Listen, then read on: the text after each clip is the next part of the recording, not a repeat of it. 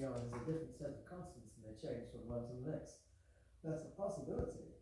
It's what I would rather put into the cupboard for a while and not even think about it. So I'll put it in the dustbin, preferably.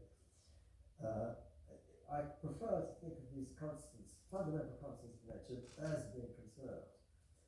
Now that doesn't mean that the electron mass compared with the Planck mass or something, you might have an absolute notion of mass. You see the particle's masses having complicated features of particle physics, most of which I'm not really on good terms with. I don't understand much of particle physics. I guess you could even imagine that somehow the Higgs condensate evaporates, and maybe that's another way that, mass is. Yes, I did have some view of that sort, yes, but it was a bit vague, you see, I don't really know. Right, okay. And it's possible that there is something like that. Right. So you mentioned that you began to think about these ideas and put them down in paper, 2004, 2005, and so forth. It's been 20 years. In the intervening decades, I'd like two quick questions. Number one, what has the reaction of the more mainstream physics community been? And then if you could take us through your thinking of how your ideas have evolved.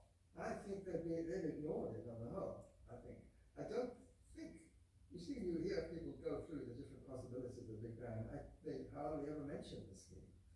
So it does not seem to pick up, which I find very peculiar, particularly, where you see there are two effects, observational effects of this model, which have both been, as far as I'm concerned, confirmed by observation. One of these was the earlier idea I had, which is in the previous eon. Yeah. Yes, that's right.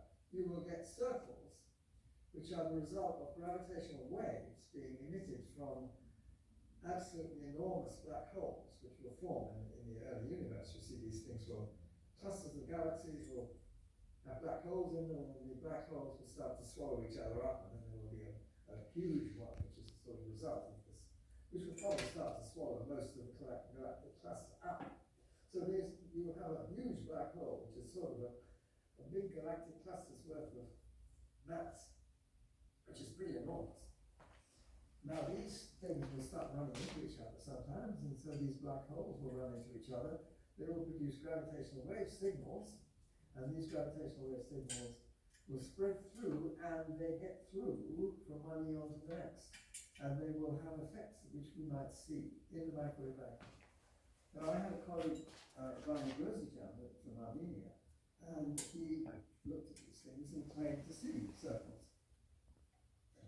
A Polish group, headed by Krzysztof Meissner, also looked quite independently, and they used a different method of analysis, and they came up with a confidence level of 99.4% confidence. I think it was 99.4, it depends on which sample they were depending on. One was 99.6 and the other 99.4. So roughly speaking, 99.4 confidence level. But these groups